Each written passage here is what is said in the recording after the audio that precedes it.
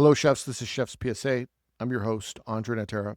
On today's episode, I have Austin chef Jo Chan. She's been a competitor on Top Chef, and she's worked in some amazing kitchens in New York City, including being mentored by Jonathan Waxman and Marcus Samuelsson. We're going to talk about her experience on Top Chef, how to be a good diner, and mentorship. You'll enjoy this one. Stay tuned.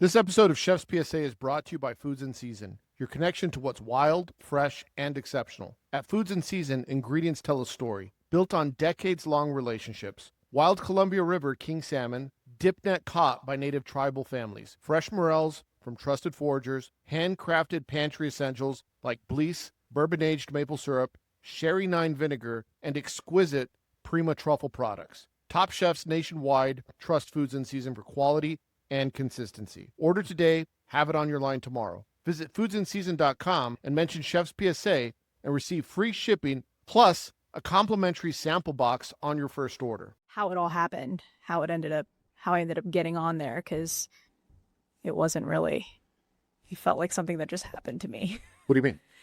Well, so I never applied to be on the show. I never applied to be on Top Chef. It was just, I was having one of those days at the restaurant that's like, those awful days where everything's going wrong and the orders didn't come in on time and someone already called out and it's 1:00. And you're at Eberly at this time? And I'm at Eberly at this time. And I I try not to get too upset. So I was like, okay, I'm going to go out in the patio and I'm just going to, be on my phone for a second, maybe scroll through Instagram a little bit. And this DM comes in from like a casting person. And they're like, we think you'd be a really good fit for Top Chef. Would you be interested? And if I wasn't having a bad day, in Instagram, this is an Instagram. Yeah. If I wasn't having a bad day and I wasn't just like, maybe there's a life outside of this and maybe there's something else that I want to reach for or whatever it was. If that person didn't call out, those orders didn't come in, I don't know what would have happened. But I had always said I wouldn't do TV. And I had said no so many times. And it just so happened to be that was the first time that Top Chef had reached out. And the rest is history. So what was your experience like? By the way, let's go back. Yeah. So they reach out and so you get the text, you're looking at your phone and you're like, yes. What does the process look like from there for people that have never been on a show like that? Yeah. I mean, the process is interesting. It's a series. It's just like getting a job. It's like a crazy job. Like you do a lot of interviews and stuff like that. So different casting producers reaching out. Things like that. Yeah. But it's a whole thing. And there's a long application and things like that happen along the way. But it was kind of funny. I was on the last 2 days that they had it open for this particular season. And I was like, sure, why not? Let's go. My wife and I go home. My wife's an English professor. She's like, I'll type, you just talk. And I was like, okay. So she helps me fill out this application. And then, I think it was like 4 or 5 months later. And then I was making plans. I was planning on going on vacation. I was making dinner plans with friends a month out and stuff. And my wife was like, at some point you got to get real because you're pretty far along now. And I'm pretty sure you're going to go. And I was like, nah, something will happen. Nobody gets on their first time, something will happen. It'll fall through. And then I got the call and it was like, pack your bags, you're leaving in 2 weeks. And that was it. So you and I know a lot of people that have been on Top Chef. Mm-hmm. And there's a lot of people that live here in Austin that have been on Top Chef. Yes. Including 2 winners that have been on Top Chef, right? Yeah. Did you reach out to anybody and say, hey, look, I'm going on Top Chef, give me some advice? Or what did you do to prepare yourself mentally when you knew you were going? What's really funny is I was eating at the Garrison. Yeah. And I'm there and it's you and Jacob, right? And I look over at the table and I'm like, that's Tiffany Derry. Yeah. And you guys were always really good to me there. And I was pretty inebriated and I was like, okay, I'm going to say something, right? And I was like, what should I do? I want to be cool. I don't want to be like a fan. I don't want to be weird. So I was like, you know what? I'm going to buy a bottle of wine and send it over there, right? And be cool. She was having a great time with people, really letting her hair down and all that. And it's so funny because I think one of your servers actually comped the bottle and then sent it. So it didn't cost me anything, but comp the bottle. How dare he do that? How dare, right? I know who it was, yeah. Made me look so cool, right? And she comes over and talks to me a little bit. And I, right before she walks away, she was really nice to me and people I was with. And then right before she walked away, I kind of whispered to her and I was like, I'm pretty sure I'm going to be on the next season. And she was like, girl, if you get on that season, you call me. And so when I got the news that it was going to happen, I sent her a DM and I was like, hey, and she was like, I'm driving from, I think it was like from Austin to Dallas today. Call me. Mm-hmm. And that chef stayed on the phone with me for like an hour. A chef she didn't know, just giving me pointers. And it was pretty funny. I mean, like I really carried her voice with me through the experience. And it was just a funny way that happened. So it's so funny that you say that. I had Jacob on recently. We were talking about that night in Garrison because we were reminiscing about the times that he and I worked together, and we were saying there was a night, and we referenced it on the podcast I did. I said you were there, I think, with a 10 top. Tiffany was there with her team at a different table. Anastasia Quinones from Dallas Chef was at another table next to her. You know what it was? An event canceled because of rain. I think that's what it was. No, that was a different night. Was that a different That was a different night. Okay. So AQ was at a different table. Tiffany was at another table. Matthew Peters and Lauren Peters had just left the restaurant. And Diego, Galicio, and Rico from the Measley team won the PDR. Yep. And I remember telling Jacob, I was like, fuck, it's all chefs in here today. Yeah. Yeah. It was a good restaurant. I enjoyed it. But it's funny bringing up Tiffany. And I've known Tiffany from way back. We were kind of coming up together in the Dallas scene. She had come to visit me in Dallas. I'm sorry, here in Austin. Mm-hmm. And this was before I started Chef's PSA podcast or anything like that. And I was just thinking about this. And I remember like we were talking and I was asking her opinion and some advice. And she says, I got a vision board, and she sent me all this shit. Like she is like the most generous person with her time to help other people succeed. Correct. I could not believe I was like, Tiffany, like a simple 5 minutes of advice would have been good for me to prepare like what comes with media. Mm-hmm. But no, she like hours of information and sitting down and just sending me stuff. She's great. She's that old school chef that still's just got time for everybody, and anything she's got, she's willing to share, which is amazing. I similarly expected like a text message that was just like, don't be stupid. Like, don't forget the salt. Don't forget, get everything on the plate. Right. And no, she spent an hour with me on the phone, was just so wonderful and so generous. Yeah. No, she was great. Shout out to Tiffany Derry. I haven't had her on the show. I had her on my last show, but not Chef's PSA, but when I did Run the Pass, we did an episode together. She's great. I haven't reached out to her for this one yet. I should, because you should. It's just, she's so busy. She is, and she's doing some amazing things, but she's not that far away. Yeah, I know. Next time she's in Austin, I'll reach out to her. There you go. Tiffany, if you're listening, call me. But back to Top Chef. So you go on. What does day one look like? Well, it's COVID still, so you're sort of in the throes of that. So, you actually get quarantined for a little while. So we had to, so that was the big thing, was like, if you got COVID during that quarantine time, you're out, right? Right. So we sort of survived that portion of it, and then it just starts. I mean, it's off to the races. The very first challenge was a challenge where we couldn't talk to each other. Mm-hmm. And we had to, the first quick fire was like teams of 3, and you would start something, you get 10 minutes, the next person gets 10 minutes, the third person gets 10 minutes, and somewhere in there, a final dish has to come in.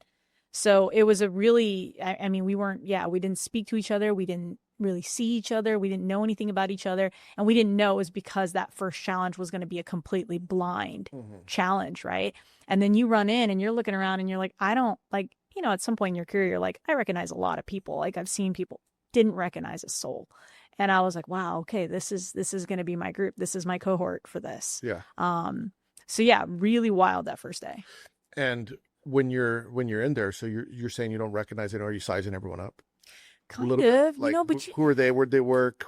How's their knife skills? You're like, fast okay, work? Who's got tattoos? What do your tattoos say? Who's wearing the Brigard shoes? Who's wearing Birkenstocks? Like, you're kind of like, I was making this joke with someone the other day. Like when you see someone wearing like the white Brigard shoes, you're like, they're going to be really fast. Like they're fast. Only assassins wear those shoes, right? Yeah. So I'm like looking around trying to, you kind of size everybody up, but it's hard to tell. It's hard to tell because I think they do a good job of bringing people together that are kind of at the same point in their career. Yeah. And so they haven't quite, been,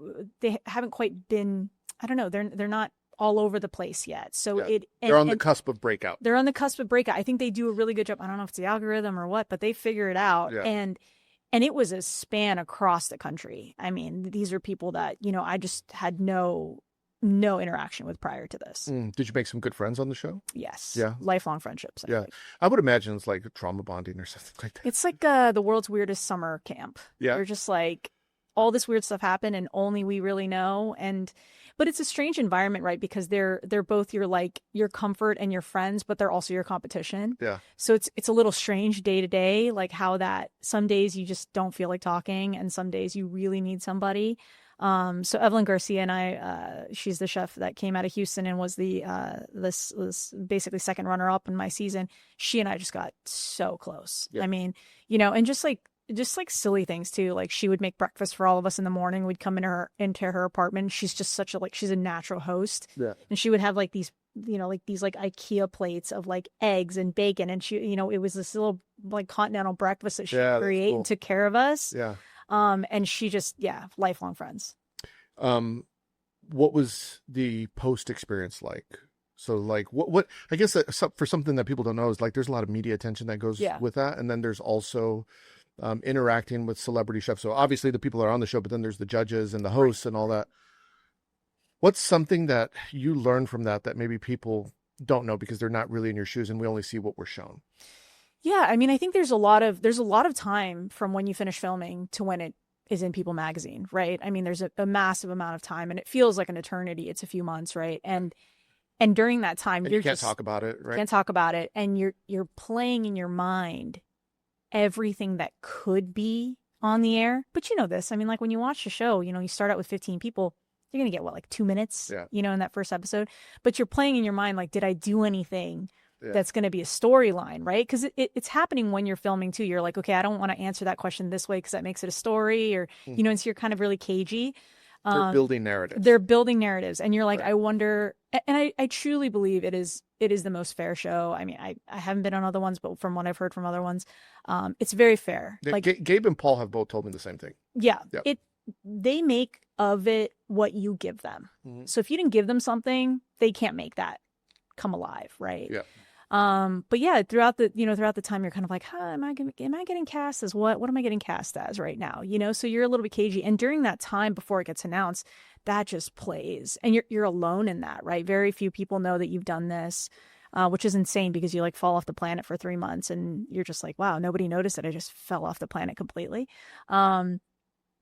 But that's the part that's hard to get through. And that's the mental aspect of it is really difficult because at that point, right, there's nothing left that you can do. You can't change anything. It's just out there. And then every week when you're watching it, that's the first time you're seeing it too. First time with the people at home. Correct. Yeah. Yeah. It's playing in real time. So yeah. How did you feel seeing yourself on TV? Seeing myself on TV wasn't bad. I thought I showed well as a person on it. I think that, if I had it to do over again, I probably wouldn't have done that season. I probably would have given myself a little bit more time. I mean, Eberly had closed, right? We were closed for 9 months through COVID. We were probably one of the longer closures here in Austin.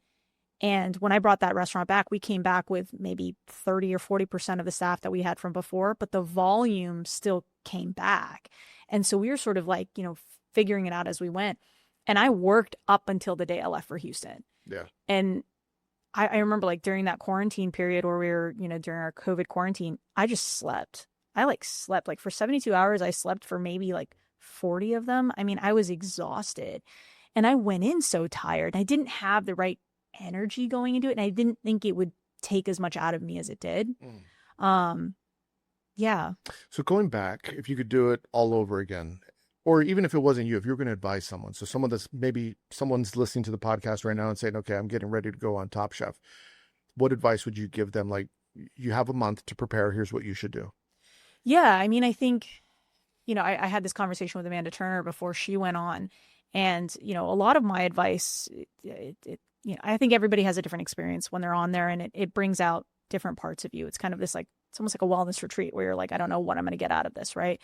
And for me, a lot of it was mental. It was like, you need to be mentally strong enough for what's about to happen. And you need to take care of yourself. You need to protect yourself. Yeah. The cooking stuff, that stuff's going to come. We all do that. We all know what it's like when something doesn't come in and you got to run a special and you walk in the walk-in and you're like, this is what we got. What are we going to make? Right. So the cooking stuff will come. But I think for me, it was one of my big points of advice is like, know the community you're coming home to and represent that community well. Because everyone's got to come home. Like, you know, you could go on this national show, you could be all over the place, they could put you on all this stuff, but you're coming home to Austin, you're coming home to your restaurant, you're coming home to your people. Make those people proud and feel good about that, because your world will suddenly expand, but it'll also contract. It's funny. I had an opportunity to go on Top Chef years ago, like maybe 2013. My publicist reached out to me and said, hey, do you want to go on the show? And I hemmed and hawed, and I ended up not. I got some advice that said, don't do it. But there was a moment, like, so take the publicist and advice that I got aside.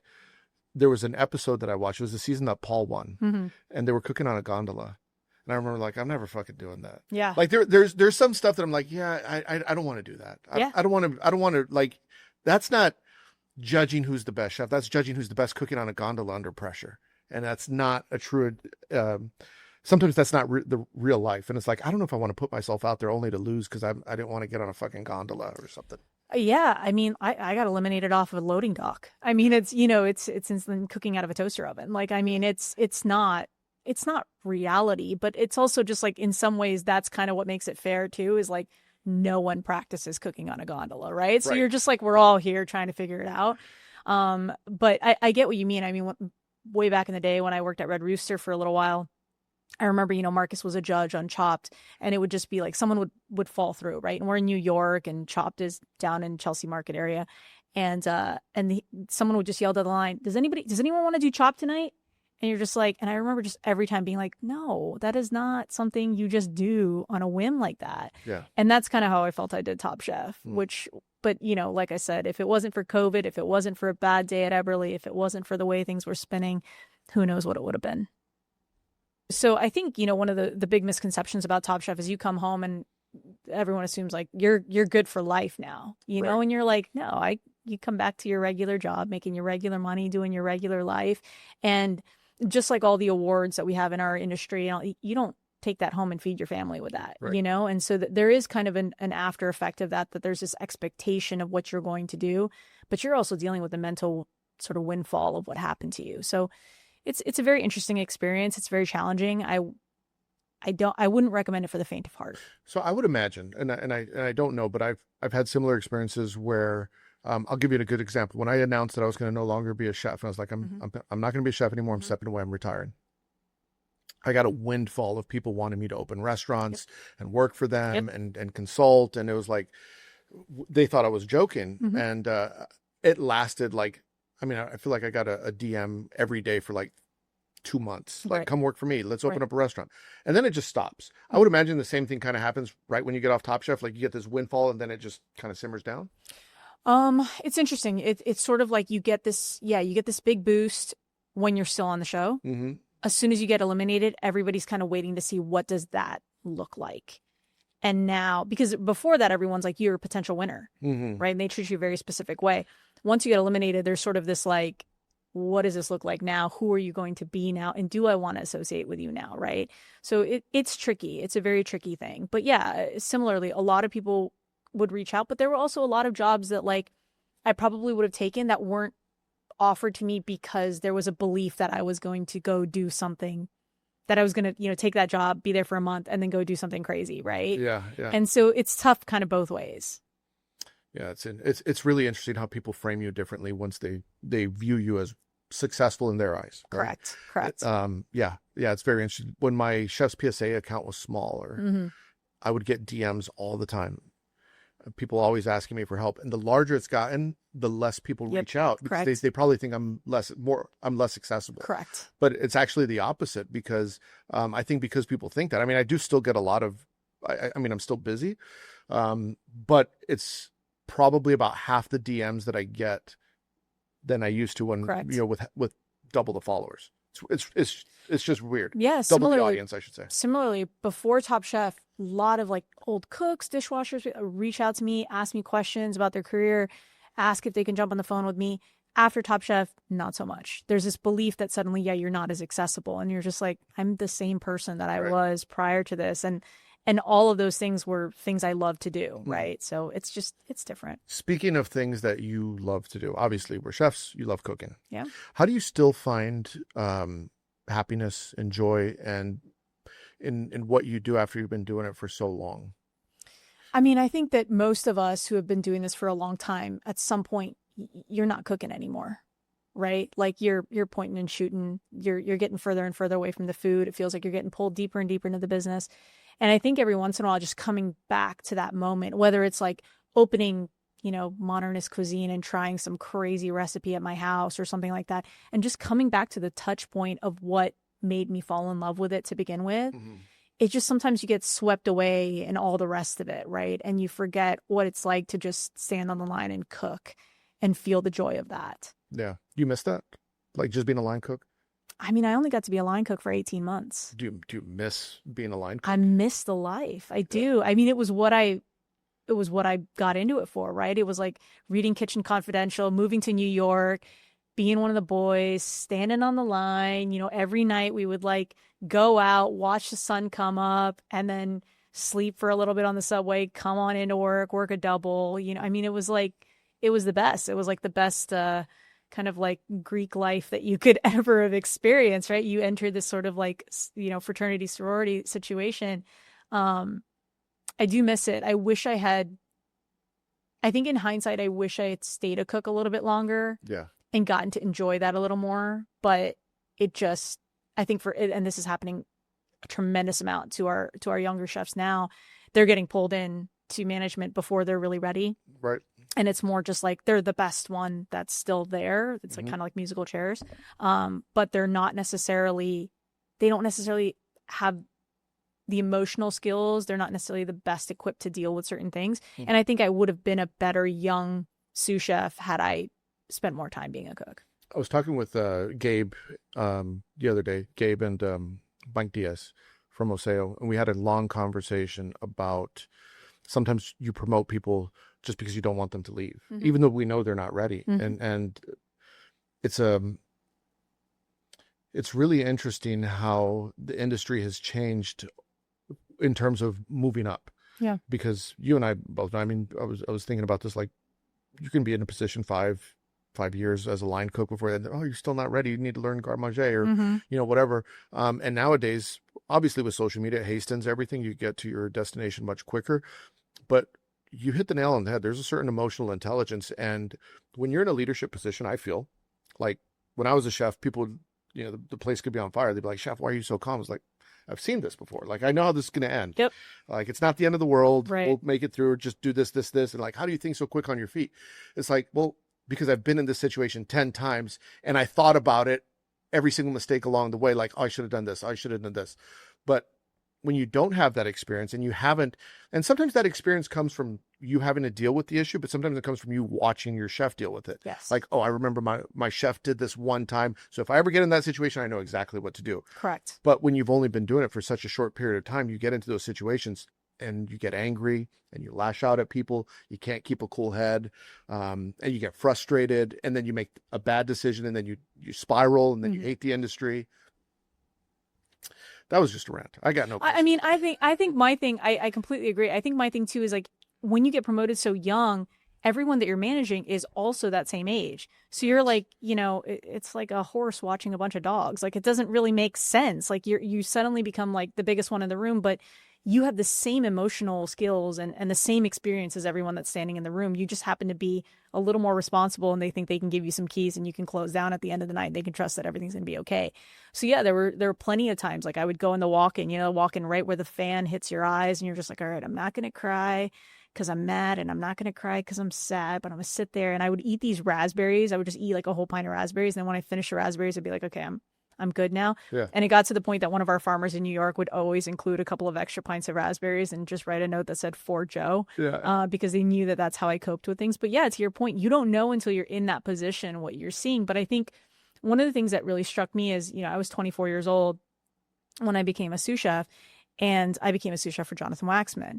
And I looked at him, and he was this titan of our industry, created a whole revival of a cuisine. Was like, the godfather, just so many great chefs. Right. And I looked at him and I had a real deep sense of like responsibility to his image, to his legacy, to make sure that every day I behaved in a way that would be worthy of him. And I think that's something like that, I think we talk about the family tree, right? Mhm. I was so proud to come from that family tree. I very much understood that was going to be, he was always going to be the one that raised me in this industry. And I wanted to represent him and make him so proud of me. And I don't know that that is something that younger cooks and chefs that are coming up now feel that sense of, and maybe it's because, I don't know, maybe it's because I'll never be as great as Jonathan Waxman and they don't feel that way about me. But there isn't that sense of like, I'm hooking into a family tree and I want to represent this chef and this legacy in a specific way. Right. I mean, yeah, you bring up an interesting point. And, we were talking about like the love of cooking. Jonathan Waxman, like the way he cooks, I feel like sometimes we've lost the connection of just like, make it delicious. Yep. Don't worry about making it trendy. Just make it good. Yeah. Yeah. Make it delicious. Make them want to eat it more than once and not just to say, oh, I tried it. Correct. Oh, have you ever tried this? Yeah, I tried it once. I'll never try it again. No. I want to try that every day for the rest of my life because it's fucking good. Yeah. That's amazing. Absolutely. Like if you could nail that, that's a greater skill than just saying, well, I have all these tricks. I know how to make all these bubbles, right? No, but can you make them want to eat it every day? Like that's where the magic happens, right? And Jonathan Waxman, legend, because I think his whole style of cooking is that you want to eat that every day. Correct. I mean, and that's what we did at Barbuto, right? I mean, like, I remember we were young kids in that kitchen. We were all trying to be like, can we make this like, we read this in a book. We saw this on TV. We want to try these things. And he would be like, this is a house that chicken built. Yeah. Like people come here, like hundreds of people come here every single day. We serve thousands of people in a week. A half chicken with salsa verde on top of it. Like, let's relax a little bit, like let it be delicious. And his big thing was just instilling in us, go to the market, touch all the food, feel connected to it and respect it. Respect that, like, not only it as like food and sustenance, but also like a farmer worked hard in a field to put that out there. There was an exchange there and it's up to you to kind of be the final conductor in that song. Don't drop the ball on your part and try to make it too many things. Right? Did you ever see this video? I'll see if I can find it and send it to you, but it's like the life of a strawberry. Have you seen it? No, I haven't. So it's like the farmer plants it, waters it, it grows, it takes all this time, it turns into a strawberry, picks it, packs it, ships it, it gets on the, it goes to the packer, it gets on a truck, it goes to the restaurant, the chef washes it, organizes it, and it goes through this whole thing. And then at the end of it goes moldy and they throw it away. Yeah. And I was like, damn, when I saw that video, it was a powerful video because obviously it's the metaphor of like how we're being so wasteful as chefs. It's like, but it's so true. Like we forget, we've lost the connection with food. It's like, we've lost the connection with food to make sure it's delicious. I often say, if you want to make your food better, use better ingredients. But if you have better ingredients, respect them. Yeah, absolutely. And I think that a part of that is also the connectivity to, when I was coming up in New York, we'd go out to the farms. We would spend a day out there. That was a requirement. You had to know what that was like. And the first day that you're out there, especially as like a kid like me who grew up in California, like out there in the field with the sun beating down, trying to pick these blackberries, you're just like, wow. Like, I think we talk a lot about respect for food when it comes to life, when it comes to meat, protein, and fish, things like that. I don't think people realize, even with produce, it is a labor of love. It is incredibly difficult. We would see farmers that would lose full crops because there'd be a rainy season or something would happen, and it really, you have to feel connected to it to make it amazing and represent it. When you eat raspberries, going back to the raspberries. Yes. When you eat raspberries now, does it take you back to the walk-in? I don't know that I eat raspberries very often now. Okay. So, but if you ever have like raspberries, is it like an anchor and it takes you right back? A little bit. I mean, what we used to do is like sometimes I'd put them on my fingers, but it would be really cute too. Some of the like raspberry. Yeah, just like raspberry fingers, and I'd be like, okay, like you just got to calm down in the walk-in. But it was great. Like cooks that were working for me at the time, sometimes they'd see me really stressed out, and they'd just like push a pint of raspberries slowly across my station. I'd be like, okay, like yeah, it's gonna be okay. So that was just it is an anchor point. So I want to go back to mentoring because we were touching on that. What was the mentorship that you received from Jonathan Waxman when you were there? What was that like? You said you were a young sous chef. I was very young, correct. But the thing that's interesting is I think that those chefs, I felt this way when I worked for Marcus Samuelsson as well. It's like it wasn't so much the one-on-one time they spent with you, and I think that that's what a lot of people clip into is they're like, "What? You're not spending one-on-one time teaching me directly." I very much understood that he had created an environment that I could learn. He had created systems and a space, and man, he was letting us 20-year-old kids just run around, try stuff under his name. And that's crazy. Like, I think I struggle to do that as a chef now, is to be, if they want to put a special on, it's like, okay, do we cost this out? Do we know where we're getting all of this? Do we know that this is going to be stable for the next, 3-4 weeks? Let's taste it. Do we have a grammed out recipe? And he was just letting us go fast and loose out there, trying different things with whatever we saw at the market that day, running a special, whatever. And he wasn't so possessive over his image that he wouldn't let us do that. Like, he believed that that was part of the process. And so sometimes I think people, get hooked into this, like, what did he teach you? And it's like, no, it was more like the school that he created for me within that restaurant, and the safety that he made me feel to try things out. It's kind of like a lot of people that work under, in the Thomas Keller restaurant group. It's the standards that you pick up from working in the group. Thomas probably, I don't know. I would imagine he's not on the line. Right. I doubt it, but who knows? But yeah, a lot of that. Now, if that's the environment, and I have to talk about this, like, part of the reason why I have Chefs PSA is to give that indirect mentorship. They're learning from our conversation. Right. But I know a lot of the mentorship I received as a young chef was from chefs that probably don't know my name, but I was listening. Like, I was in the room, I was watching how they behaved. I was watching what to do. I was watching what not to do. Right. Yes. Just equally as important.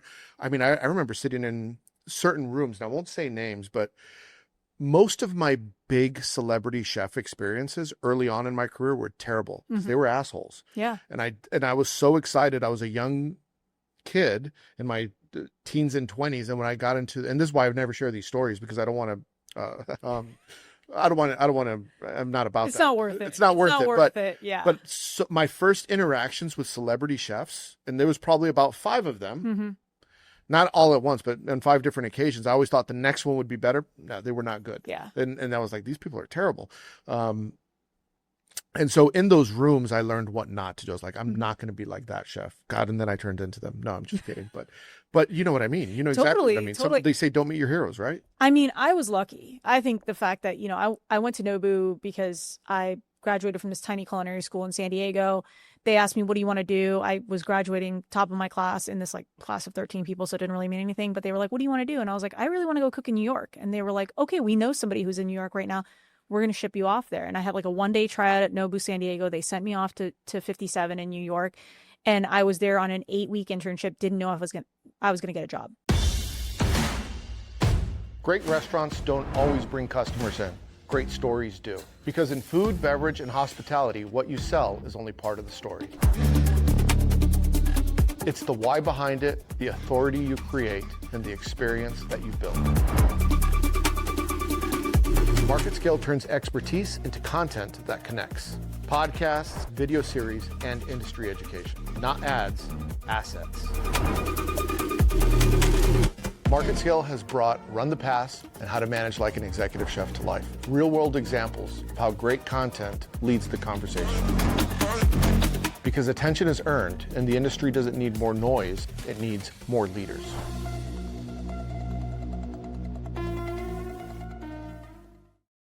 Got the job, and then it just so happened that a year after that, I went out and met one of Jonathan's sous chefs, and he was like, you should come work for us. And I got really lucky with my family tree. I got really lucky that I fell in with Jonathan and that he taught me not only how to be a chef, but how to be a person. And, my first day as a sous chef, he brought me into the dining room and he turned me around and he forced me to watch the kitchen, this open kitchen working. And it was awful to not be in it and not be controlling it. And he was like, you have to realize that you're not just responsible for the experience of the guest, but you're responsible for the livelihood of all of the people back there. If that guy wants to send his kid to college, it's because you're going to run the books correctly and you are going to make money here so that he can get paid and have this job. And he just taught me so much about being responsible for other people in a way that was deeper than just the guest and the chef experience, right?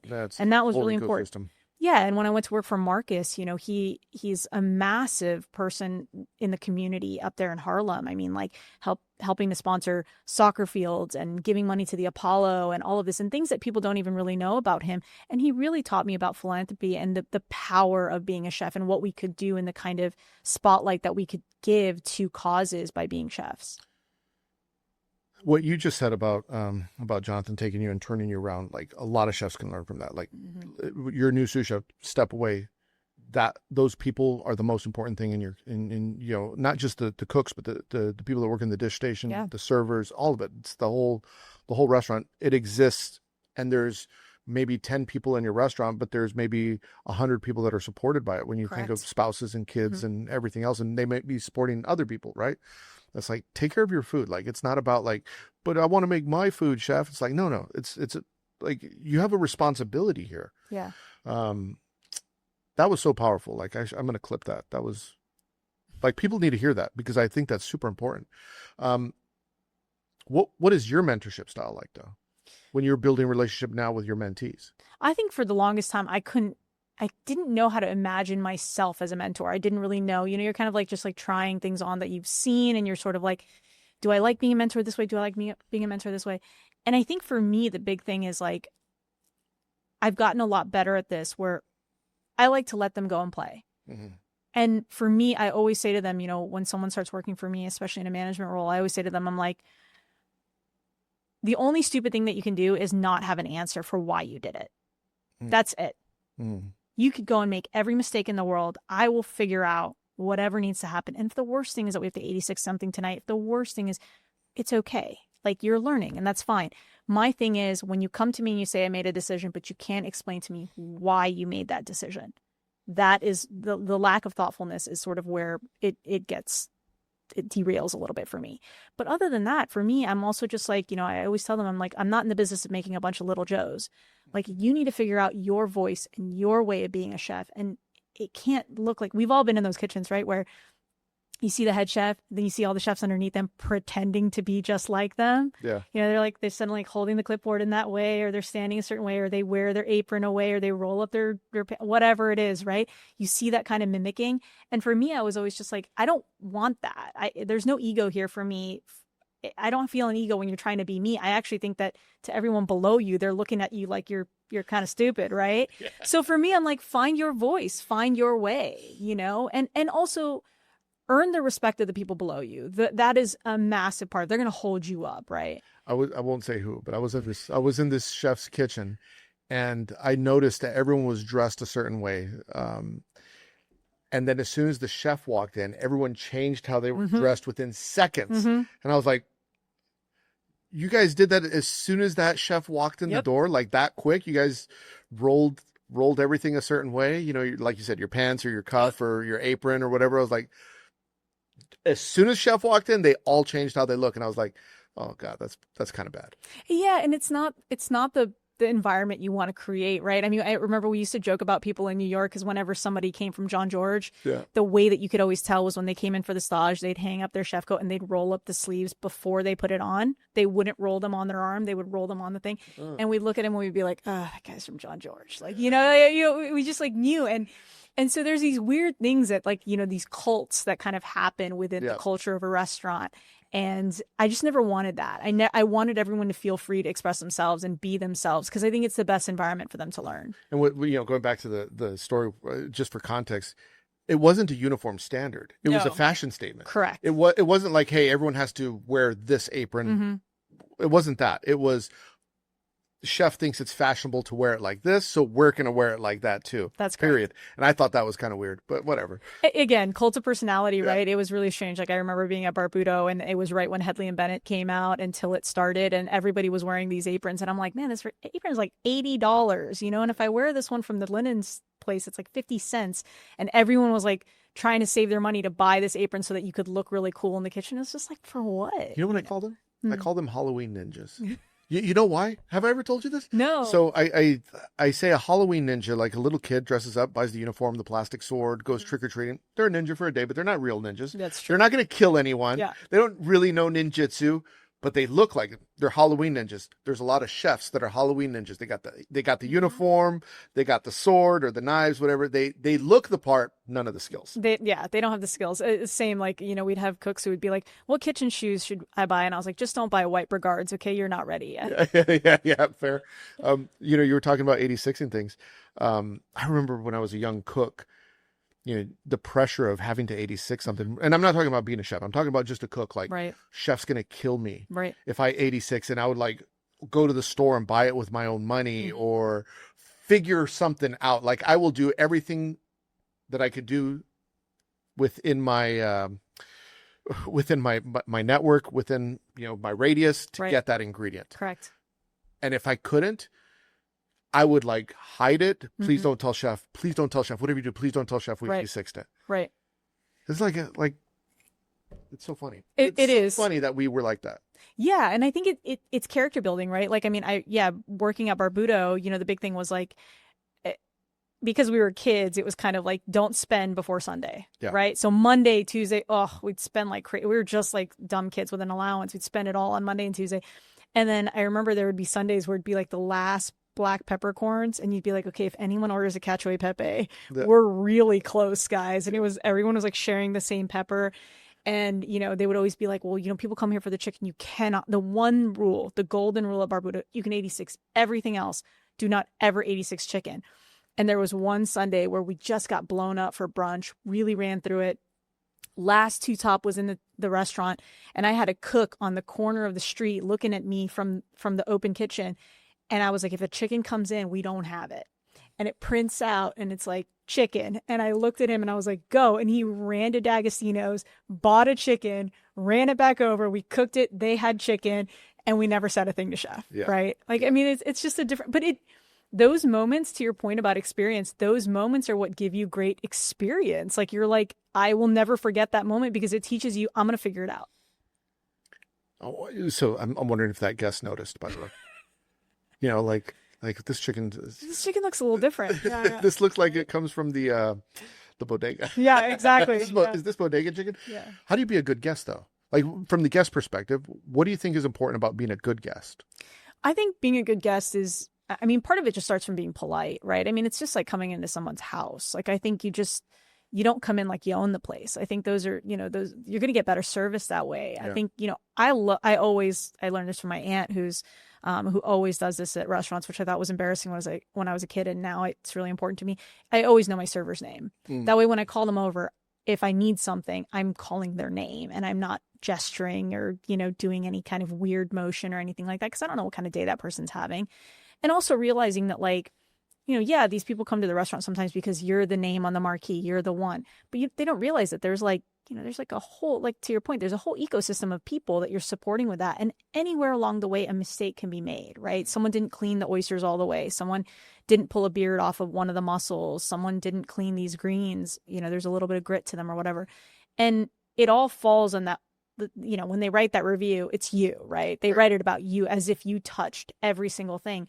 And the thing that's hard sometimes is, especially when you open a restaurant, those young cooks, I tell them all the time not to do it, but they read all of those reviews. And they don't have, going back to it, the emotional intelligence to be able to read that kind of critique and not have it severely affect them. Yeah. I had a cook at Eberly where he was really having a hard time finding temperatures on steaks. Like, he went through this bout. He was just having a really hard time.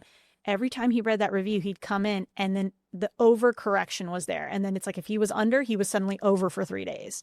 And, and it was like, if your confidence isn't at a point where you can take that kind of critique, don't invite it into your life. And sometimes with guests, I'm a little like, let's be a bit softer about the way we say it. I get that you didn't have a great experience. I get that we let you down. For me, sometimes it's just like, don't come back. That's okay.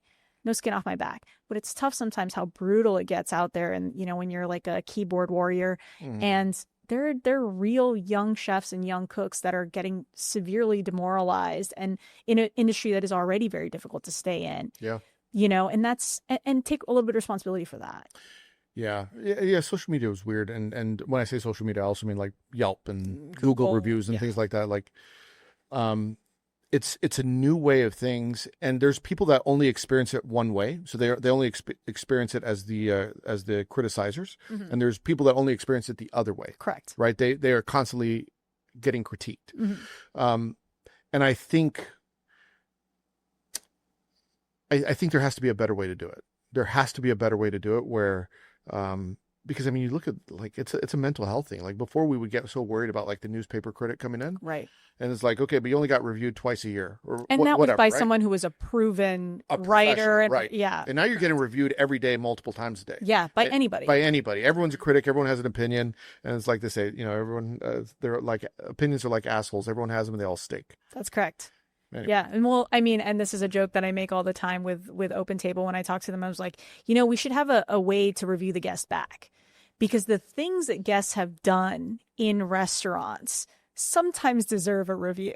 You're a little bit like, do you have like a revenge list going? Like, yeah, this you're person, just, well, I mean, like especially at Eberly, there was angry guest 357. It wasn't even that. It would just be like, whether they were doing something inappropriate or whatever it was. Like, we are expected to keep that secret. We're expected to preserve that, right? They could throw up anywhere. I mean, the number of bodily fluids that it's just insane, right? Yeah. And you're expected as a restaurateur, as a person in the industry, to kind of like preserve their anonymity and like, this is a safe place. I'm making a safe place for you to be whatever you're going to be. If we have to call you an Uber home, if we have to help you, if you stumble, whatever it is, right? You chip your tooth doing something you shouldn't be doing. We do that. But we overcook a steak and all of a sudden it's like, that is fully on blast. That is a #1 review on Google for weeks and weeks and weeks, and you're just like, man, like, really? Yeah. Yeah. People get nasty with those reviews. And it's funny. Like, I often tell people, like, you're not going to, and I didn't make this up, but you're not as bad as people say, but you're also not as good as people say either, right? Like, yes. your shit stinks too, just like everyone else. Absolutely. Yeah. Absolutely. I think it's, and that's what I love about being a chef. I think it's one of the last meritocracies. Like, you're good at it, and it's something you have to be good at every day. It's not something that you just comes naturally. It's something you have to be good at every single day. Yeah. What's the expression? You're only as good as your last meal, but also the reverse is true. You're also as good as your next one. Correct. You have, it's the one industry. Well, it's not the one industry, but we're in it. So I'll say it's the one industry. That's our audience. Yeah. It's our audience. It's the one industry where, you have a complete redemption arc every single plate. Yeah. Right. Yeah. I was an asshole yesterday. Today, perfect. Right. Right. Like minute to minute. I mean, like really just getting that opportunity. I remember being a young cook and like, I would like, fuck up a steak or something. And I'd be like, okay, but not the next steak. Like, you have an opportunity to stop that sort of, that complete free fall right then. And that's what I've always loved about it, is that, sometimes you do a dinner and you're like, man, that sucked. And then other times you do it and you're like, man, I was really great, but it's about the next one. And it's about that constant pursuit. And I think that's the thing that I really want to get across to younger people who are, getting in the industry, or even people who are transitioning into the industry, is just, it's about you, and it's about what you push yourself to do every single day. And if you're expecting someone to just give you that education, you're missing the point, right? So if we're going to give a young culinarian or young chef advice, what would be like your chef's PSA, from you? My chef's PSA. I think it's really just to stay humble. Like, I think, even as high as I've risen in various ways in the industry, and not just in TV, but like, when you, that first time you fight and you're the lead line, the first time you get to work pasta and like, you're the one, right? It's a really humbling experience. Like, I think making food is a very humble, and it's a very blue collar job, and it's what I love about it. And we're working with people who may not even speak the same language that you, don't come from the same socioeconomic place as you. Stay humble. They all have something to teach you. I think people who I've not been able to speak a single word with have taught me so much more than some of the big name celebrities that I've cooked for, or that I've worked for, right? And it's just about staying humble. It's so funny. Dan Giusti from former Noma chef that now institutional cooking. We were having a conversation. I'm hoping I could get him on the podcast. And in this conversation, I'll share the story with you. So you have two chefs. So it's a religious parable. Yeah, you have two chefs. They both show up to the pearly gates. St. Peter's on the other side, and only one of them can get into heaven. And chef number one says, "What did you?" Or St. Peter says to chef number, "What did you do?" He says, "Well, I was an award-winning chef. I cooked for the most exclusive clients. I made some of the most beautiful food. I was written about in all these magazines, and I won all these awards." Chef number two, "What did you do? Why do you deserve to get into heaven?" Is, "I fed a lot of hungry people, and I nourished them, people that couldn't eat, and I took care of them." Who gets into heaven? Yeah. Right? No, absolutely. I mean, I think we have to go back to what the origin of the restaurant is, right? It's a place of respite. It's a place for people to, kind of kick their feet up and let you take care of them. And that kind of very, the way in which you have to be a host, I think, is a very important part of being a chef that I think is lost, because They don't all have to go out into the front of the house. They don't all have to go face that person. They look at that plate and they're like, oh, it just magically disappears over the past. When you actually have to bring that, and I used to do this to cooks, when you have to bring that physical plate to someone and be like, I made this, it is a humbling experience. And it makes you think a lot more about what you put on that plate and the effort that you put in for that person. Yeah. We need more humility in the industry, because we forget, like, the ultimate mission is like cook food, make people happy, take care of your people. Yeah, like nourish people. Nourish people. That's why we're in this business. That's correct. It's not awards. It's not pretty pictures. It's not Instagram likes. It's not vanity metrics. It's to nourish people. And I think when we get back to that and we think like that, the food is actually better. Agreed. 100%. All right, chef, let's talk about your workstation for a second. If you're setting up your workstation on your line, how does it look? What's on your workstation when you get set up at work? You mean outside of like my Mies? Yeah, not necessarily what's prepped, but like, how's your towels? How's your knives? What do you got in your bane? The towel thing is crazy. Yeah. Like, my wife loses her mind at the house because she's like, I folded all those towels. Why are you refolding all the towels? And I'm like, well, I get a blister if I don't fold them exactly like this. Yeah.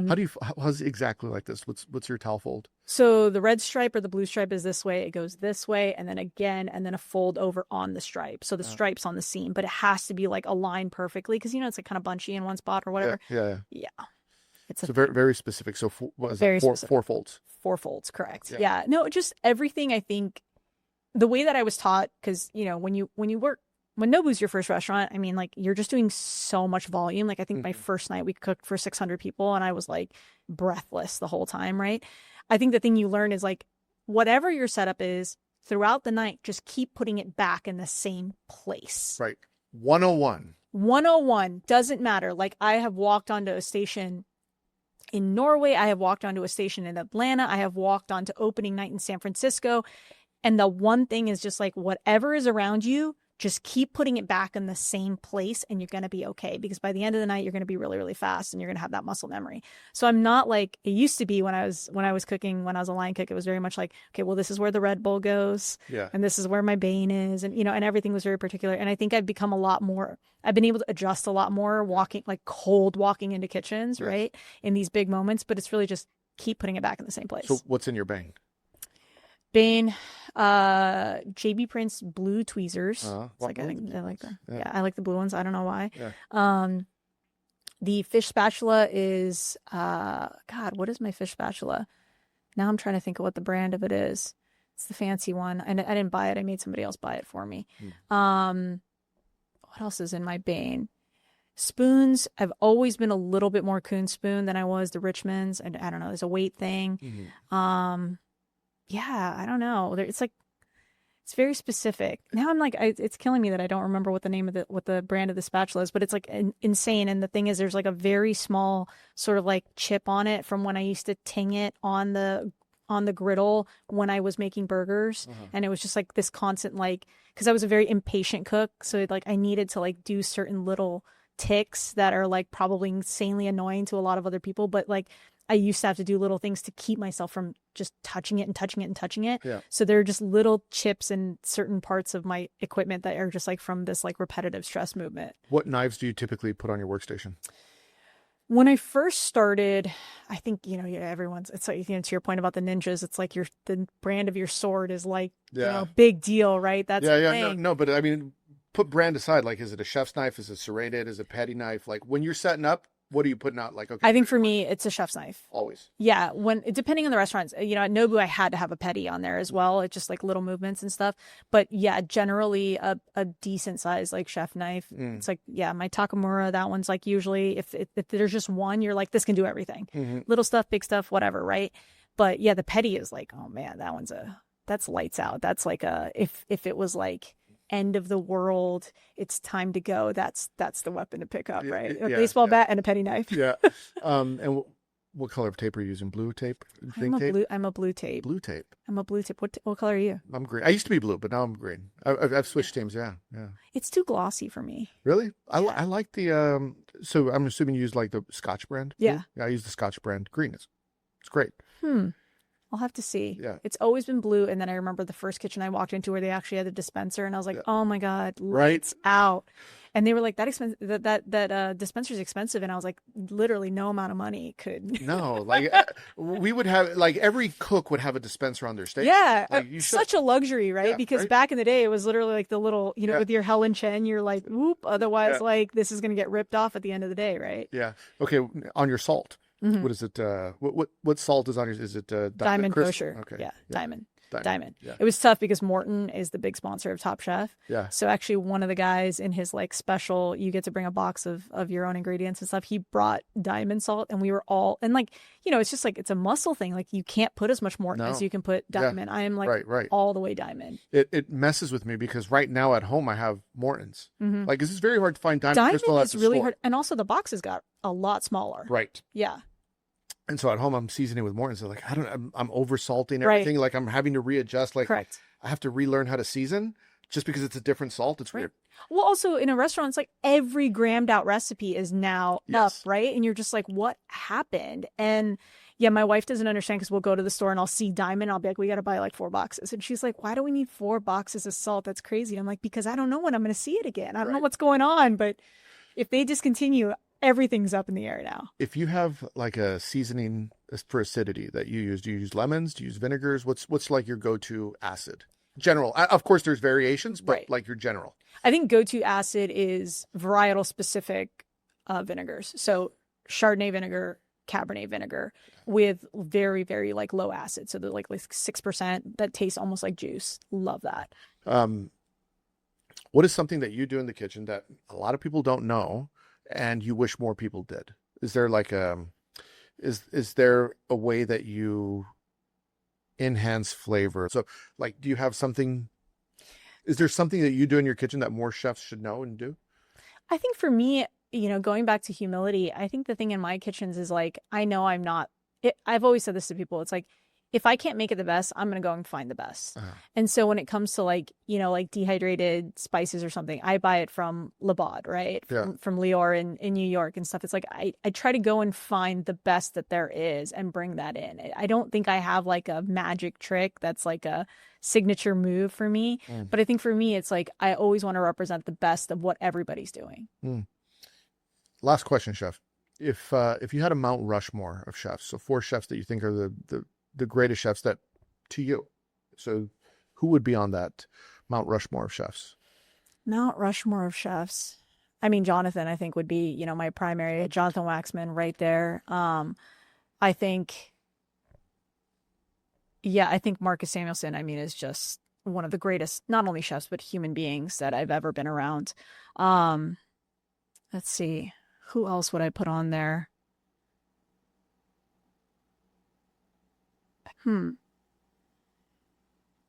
I guess, yeah. So Jonathan Waxman, Marcus Samuelsson. I think it'd be a tie for me between Missy Robbins and Hillary Sterling. They both just delivered something so very different.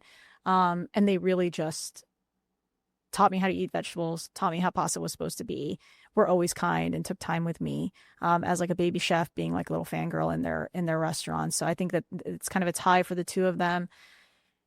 And now I'm trying to think of a 4th one because they kind of exist together in my mind. 4th chef.